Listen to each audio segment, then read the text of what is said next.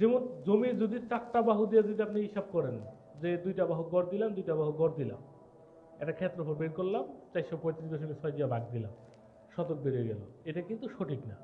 যে আসলে এইভাবে মাপা যায় কিন্তু এই মাপটা একরে হয় না। যেমন আমি যদি উদাহরণস্বরূপ বুঝাইতে যাই, দেখেন এই জিনিসটা আমি আপনাদেরকে বোঝানোর চেষ্টা করি।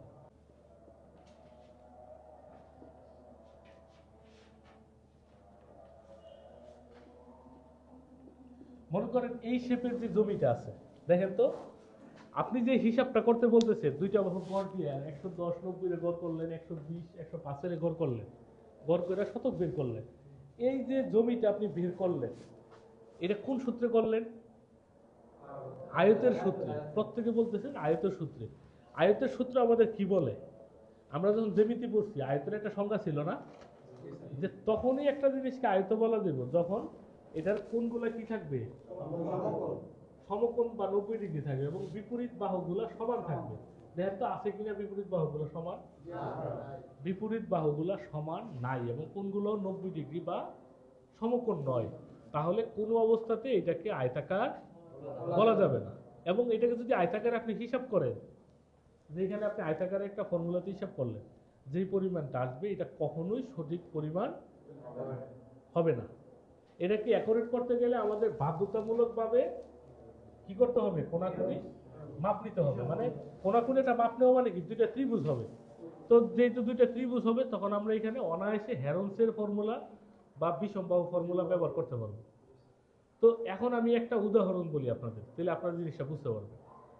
মনে করেন আপনি এটাকে গড় পদ্ধতিতে আমরা এটার একটা আনুমানিক একটা মাপ নিয়ে নিই, 120 আর হচ্ছে 90, ধরেন এটা 145 দিলাম, আমরা মনে মনে ধরে নিলাম জমি থেকে এটা মাইপা পাইলাম, অথবা আরেকটু বাড়াই দিয়ে দিই যে 155 পাইলাম। এখন একটু এটার সামনে একটু দূরত্ব হিসাবটা করেন, এই গড়ের ফর্মুলায় করেন, কত আসে?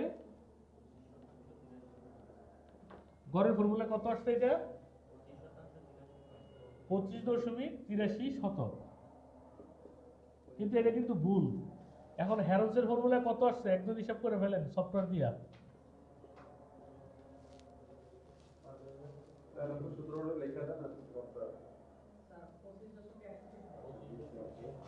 25.61 শতক। এটা কি হ্যারোসে বা ত্রিভুজে নাকি? এটা হচ্ছে গড়, আমি লিখে দিছি, এটা হচ্ছে গড়ের ফর্মুলায়। তাহলে দুইটা দুই রকম আসলো না, একটা 25.83, একটা 25.61। তাহলে দুইটার মধ্যে ডিফারেন্স কত পয়েন্টে? 0.22 শতক। এখন অনেকে বলতে পারেন যে 0.22 শতক জায়গা কতটুকু? এই 0.22 শতক জায়গা হচ্ছে 1 শতকের 4 ভাগের 1 ভাগের কাছাকাছি, এরকম না? এখন যদি কোনো এলাকায় যদি জমির দাম হয় 10 লাখ টাকা, এই 22 পয়েন্টের দাম হচ্ছে 2,20,000 টাকা। তার মানে একটা ভুল মাপ আপনাকে ঠকাইতে পারে কত? 2,22,000 টাকা। যদি জমির পরিমাণ হয় 10 লাখ, যদি জমির পরিমাণ 20 লাখ হয় তখন আরো বেশি হবে ঠকানোর পরিমাণটা, এরকম না? এখন দেখেন আমাদের সমাজে অনেক সার্ভেয়ার আছে যারা হচ্ছে এই গড় ফর্মুলায় কাজ করে, যেটা আমরা কখনোই সাপোর্ট করি না। এখন অনেক আমিনে কয় যে এই 2টা বাহু যদি কাছাকাছি হয় তাহলে গড়ের মাপন যায়, কিন্তু আমি বলি না, যদি বাহু 2টা সমানও হয়, কোণ যদি সমকোণ না হয় তাহলে মাপা যাবে না। যেমন এইটা মাপলে একরকম আসবে, মনে করো সবগুলো বাহু সমান, এইটা মাপলে একরকম আসবে, আবার এইটা মাপলে একরকম আসবে, আসবে না? এই সবগুলো বাহু কিন্তু সমান, এই সবগুলো বাহু কি সমান, কিন্তু 3টা 3 রকম আসবে। তাহলে যদি আমার বাহু দিয়ে যদি অ্যাকুরেট আসতো তাহলে 3টা কেন 3 রকম আসে? একই তো জিনিস। মানে 4টা বাহুই আমার সমান, মনে করেন 4টা বাহু 80 ফুট করে, এখানে যদি 3টা চিত্র আঁকলাম, 4টা বাহু কত করে? 80 ফুট করে, তাহলে এক আসার কথা না? কিন্তু কখনোই এক আসবে না, কারণ আমার এটা দেখেন কোনগুলা কি সমকোণ না। গড়ের ফর্মুলা, যদি এটা কোনো ফর্মুলা না, এটা আসলে বোঝা মিলের সূত্র। আমি এটাকে ফর্মুলা বা সূত্র বলে অপমান করব না, কারণ ফর্মুলা মানে কি? এটা পরীক্ষিত। ফর্মুলা বা সূত্র মানে কি? পরীক্ষিত। এটা কিন্তু ফর্মুলা বা সূত্র না, কিন্তু যেহেতু গ্রামীণ আমিনদের কাছে এটা এখন সূত্র, এখানে আমি এটার সূত্র লিখলাম। আবার আমার কিন্তু এটা অনেকে ভুল করেন না, যেটা কিন্তু ফর্মুলা না।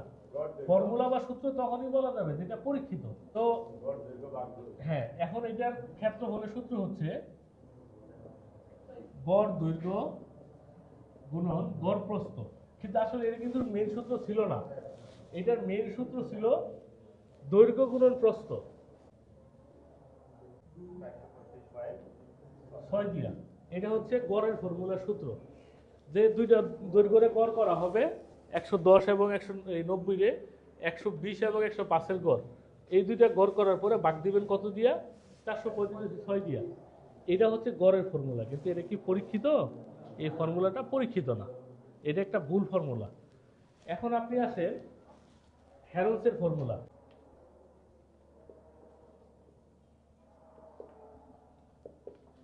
এটা হচ্ছে পরীক্ষিত ফর্মুলা। এটা কি আপনার পরীক্ষিত ফর্মুলা। পৃথিবীতে যত সূত্র বের হয়েছে এর মধ্যে এটা সবচেয়ে গুরুত্ব আছে। কেন গুরুত্ব আছে? এই সূত্রটার উপরেই অনেক কিছু নির্ভর করে।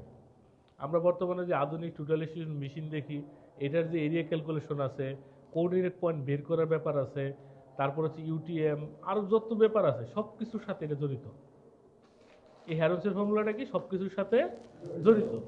এটার প্রথমে বের করা লাগে অর্ধ পরিসীমা। প্রথমে কি বের করা লাগে? অর্ধ পরিসীমা। এটাকে এস বলা হয় ইংরেজিতে। এস সমান সমান এ প্লাস বি প্লাস সি ভাগ হচ্ছে 2। এখন আপনি একটা ত্রিভুজের যে কোনো তিনটা বাহুকে এবিসি ধরে নিতে পারেন। ধরেন এটা একটা ত্রিভুজ, এটার আপনি এ ধরলেন, এটারে বি ধরলেন, এটারে সি ধরলেন। তারপরে এটার ক্ষেত্রফলের সূত্রটা হচ্ছে ক্ষেত্রফল সমান সমান, আর ক্ষেত্রফলকে ইংরেজিতে এ বলা যায় area, root over s, s minus a bracket s minus b s minus c. এটা হচ্ছে ক্ষেত্রফলের সূত্র। কিসের এটা? Heron's formula.